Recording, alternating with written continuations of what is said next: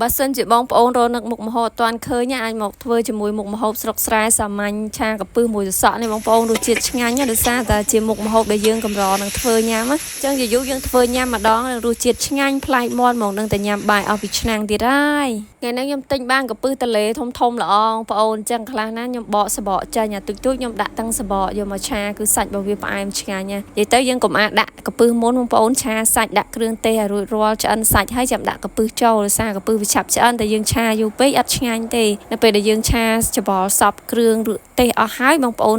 ដាក់ទឹកសក់ចូលទឹកសក់ហ្នឹងក៏ខ្ញុំអត់ឆាយូរដែរដាក់តែមួយត្រឡប់ពីរត្រឡប់ទេបានទឹកសក់នៅខៀវនៅស្រួយឆ្ងាញ់ណាបងប្អូនផ្ទះបាយរបស់ខ្ញុំរៀបចំនៅខាងក្រៅអញ្ចឹងហើយអញ្ចឹងខ្ញុំដាក់ជាសណាញ់អញ្ចឹងបងប្អូនដើម្បីមើលទេសភាពនៅខាងក្រៅយើងទោះថ្ងៃហ្នឹងធ្វើម្ហូបច្រើនមុខឬក៏យើងអស់កម្លាំងហត់នឿយអីយើងមើលជាមួយនឹងទេសភាពបៃតងអញ្ចឹងទៅគឺយើង relax ជាមួយនឹងធម្មជាតិអញ្ចឹងខ្លះបងប្អូនការធ្វើផ្ទះដំបូងគឺធ្វើផ្ទះបាយអីនៅក្នុងបងប្អូនតែចុងក្រោយមករៀបផ្ទះបាយនៅក្រៅដដែលដោយសារតែនៅក្រៅស្រឡះឥឡូវឆាទឹកសក់មួយកាពឹសយើងគឺឆ្អិនរួចរាល់បងប្អូនមើលតំណងគួរចង់ញ៉ាំមែនតើកាពឹសឡើងក្រហមសាច់ផ្អែមបងប្អូនកាពឹសតលេឡើងជាតិហ្មង